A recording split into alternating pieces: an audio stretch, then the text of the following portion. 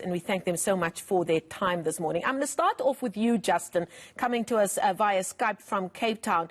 Now, you would be known by most people as the celebrity chef who likes to do things differently. You take your fancy pots and you put them on open flames and all kinds of things. But here you are. You started Neighbourhood Farms 3 years ago. And I just want to, check with my team if there's a video that was supposed to be on standby that we were supposed to play. Let's just take a listen. Let's just take a listen to that. Unfortunately, we don't have that video. Justin, over to you then. You're going to have to tell us live. Neighbourhood Farms, what led you to start this organization? So, Marcel, I believe there's a broken food system where community members are becoming disconnected from their food. So children are growing up thinking that food comes shrink-wrapped in polystyrene.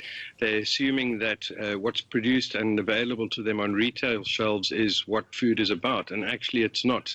There's a complete disconnect in urban environments between community members and how their food is produced and the farmer. So we're trying to bridge that gap between all of them in a system that provides edible education to community members so that they can take control of their own food future and stop becoming the forgetting generation. And you then started Neighbourhood Farms, and a big part of that is an internship program. Tell us more about that. So I recognized that we needed to involve ourselves in other communities, and the Ocean View Farm was a real opportunity to work with a community that was under pressure and integrate food production systems or farms into it. So in 2019, we started an internship program at the Ocean View High School with community members, and in February of 2020, we handed that 6,000 square meter farm across to community members to run as their own enterprise. And I must say I'm really proud of the ladies in Ocean View for taking this on. It's a tough environment, but yet they keep going from strength to strength.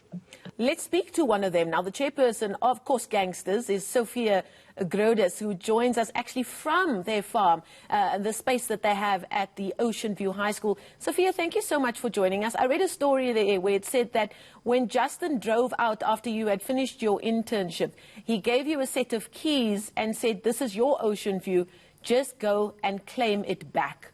Tell us how you went about doing that. Good morning, Marcel. Thanks for having me. When Justin handed over to us, it was just like 2 weeks before COVID. We had no management skills. We had no business skills. We were just farmers. So we were actually thrown into the deep side of the pool. We had to swim. And we had to go for our the registration of the farm. And we created our own name. We made the name Ocean View Organic Farmers. And our logo is come in to grow and leave to farm. That's our logo.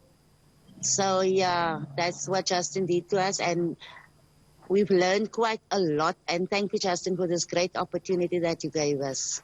Now, Sophia, you are known also, tongue-in-cheek, as the course Gangsters. I'm sure that probably didn't go down very well in an area where gangsterism is a major issue. Tell us about the inspiration behind the name.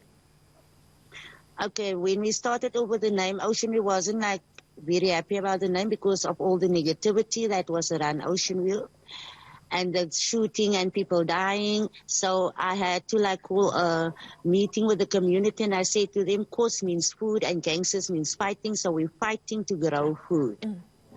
Well, that all sounds very understandable. Justin, if I could bring you in here, we know, we've just heard from Sophia saying that they really didn't have any of the skills needed to get something like this going. And that's probably what you experience every time you take in a new batch of interns for your program. How difficult does that make things? You know, it's an interesting thing, and I often use the phrase "forgetting generation." We, for every generation that grows up in an urban environment, if knowledge isn't passed from grandmother or grandfather to daughter or granddaughter, etc., that knowledge is forgotten, and you have to claw it back in many respects. So, you know, when we started with the Ocean View team, We had a lot more interns and whittled it down to those that we felt were going to take this project forward. But they had to earn their green fingers. And that's true of life, you know. It doesn't matter what you do. You have to earn your stripes in what you do. And that's what the ladies did in Ocean View. They earned their stripes. And yes, there's trials and tribulations. It's not easy to start something new and to change how you think. But the key part is you earn those green fingers. And that's what the ladies have done. Now, Justin, it's not an easy project that you've taken on. You've told me that you're looking at a 90% fail rate for some of these projects. Why is that? There's a number of reasons, but the two most critical ones is that normally these projects aren't managed, so there's no one taking ownership and control of them. And the second one is that they're not economized. So, you know, I'm all for people creating community gardens, but the minute someone has an opportunity to earn a living somewhere else, they leave. So these urban farming systems have to be economized. There has to be a way for those community members to earn a living from it. Otherwise, it just becomes a nice garden. And the minute someone has an opportunity to earn money, you know, because they have to pay their rent or they have to buy airtime or school uniforms, etc., this is what they have to do then. So you've got to make these systems economized. The other side of it is that often people don't set up gardens in appropriate places. So, you know, I believe you've got to have a marriage between a community. All gardens should be connected to a middle-class or upper-class community so that you can get the maximum price for the produce that you produce. Otherwise, the system fails. And, you know, if it fails, there's no edible education. There's no recreating these memories that we have of farmers, etc., in our urban environments. Sophia, let's come back to you now. Justin has spoken about the challenges that many of these kinds of projects face. You guys in Ocean View have faced problems as well. Tell us about some of the major issues you've had, I believe, around security as well. Okay, security is an issue for us, Marcel. Like on Monday when we came to work, the windbreakers were stolen. It was like 28 meters of shade cloth that was gone. Missing. We've lost a crop of cabbages. It was like 150 cabbages stolen by Ocean View. The sensor out of the tank was stolen. So, and then we have the porcupine. Today I have like 9 volunteers here. We're creating like a wall for the porcupine, a fence for the porcupine. That's Ocean View coming on board to help us today. I can gratefully thank them.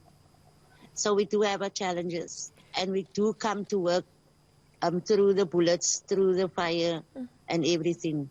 So, yeah, what we did in 9 months after Justin left us, I can say that we're proud that when he left us, it was just us. We created a bakery, we created a garden, a food forest, a cafe called the Hoenderhok. It was meant for chickens. Justin set it up to be for chickens. And it was just a space sitting there empty. And on the 18th of July, Mandela Day, I said to my team, I said, I want to create this into a cafe. And they said to me, it's just one of your dreams. And it wasn't a dream, and we made it come true. And today we have a full menu. We serve muffins, pizzas, scones, lasagna, juices from the garden. What drives you, Sophia? What keeps you going? Because, I mean, when we often hear stories about Ocean View, it's about socioeconomic issues. It's about gangsterism and crime being a problem there. But at its heart is a community that wants to make a better life. What keeps you guys going? As resilience and as perseverance and as sacrifice. We don't have a salary here. We don't get like the government don't support us. What we get is like we received a COVID-19 the voucher. We received that voucher. And it was like precisely, it said to us, you must go there and get that, this and that. So there was no salary. We started this thing after Justin left us. We started this thing without money. And as I said to the team the other day, we all were pregnant and we gave birth to this baby 9 months ago. This baby has got this molars at the back. It's 2 years old. It's called teething problems. It's crawling, but it will walk one day, and we must just nurture the baby and follow it and guide it. Sophia, before I let you go, there might be people watching saying, you know, I feel like this is what my community needs. We've got the same kinds of issues as Ocean View. We also don't even have a green space that is a pleasure for young families or for children to see how broccoli grows or spinach grows. What is your message to people thinking that perhaps this is something that they need to take on in their communities as well? I think that the Bill of Rights should say that every person has a right to nutritious food, to a healthy meal, and you should start growing. You should start growing your own food and go organically. Because I'm on the PGS, it's called Participatory Guarantee System. It's an assurance for people to know that they're growing organically, organic food. That's an amazing message. Thank you so much. Sophia Grodes, I'm going to say goodbye to her now. She's the course Gangster chairperson. And just finally, let me go back to Justin. Justin, you listen to Sophia speak, and she just exudes passion for this project. I'm sure you wish you could just take a carbon copy of her and put her amongst so many of our other at-risk communities like Ocean View.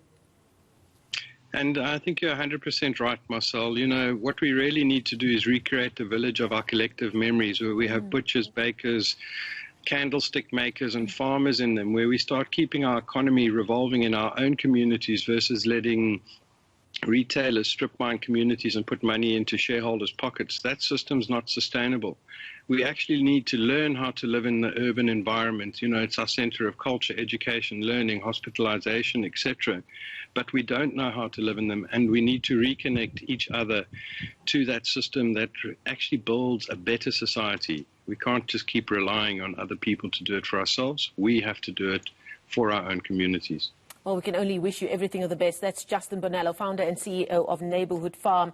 You can find all of their details on social media. An amazing success story there. But as he reminded us, one success story amongst many that perhaps haven't gotten off the ground because of the socioeconomic issues that are such a massive part of our day-to-day lives.